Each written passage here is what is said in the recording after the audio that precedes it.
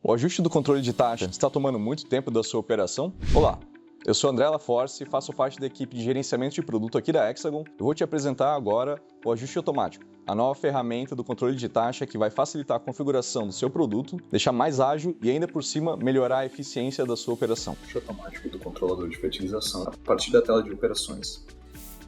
No menu principal, acessamos a tela de configuração de dispositivo. Precisamos assegurar que o display esteja na versão 4.7.1.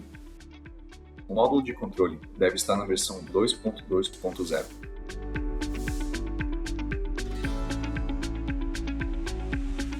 É necessário também que o seu display tenha ativação de controle de fertilização.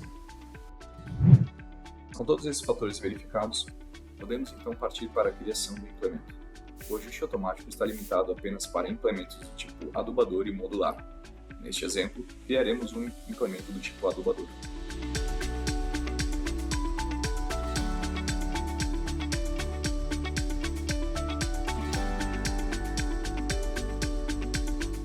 Você deve configurar o seu implemento de maneira habitual. Não é necessário realizar mais nenhuma configuração para ter acesso ao ajuste automático. Podemos ver que durante a criação do implemento, o ajuste automático não estará habilitado. É necessário, primeiramente, terminar a configuração do seu implemento através do botão Salvar.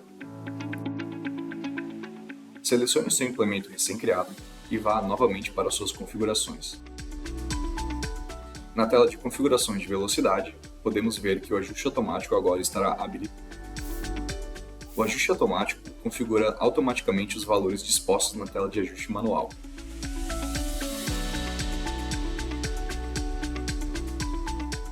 As instruções de uso do ajuste automático estarão dispostas em sua tela principal.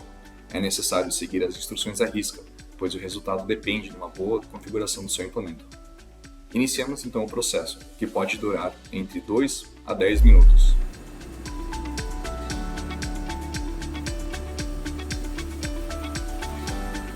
O ajuste automático envia uma série de comandos para o seu implemento. Com eles, ele mapeia as suas configurações primárias, como por exemplo, saturação, RPM mínimo e máximo e a sua zona morta. Através disso, ele calcula uma série de ganhos possíveis para o seu implemento e testa-as sequencialmente. Ele então seleciona o ganho que mais se adapta à sua operação. O seu controle de fertilização já está pronto para uso, não é necessário mais nenhuma configuração. Porém, uma boa prática é, através da tela de testes do atuador, garantir que o seu implemento esteja funcionando de maneira adequada. Assim que a verificação for feita, você pode então realizar a sua operação de controle de fertilização.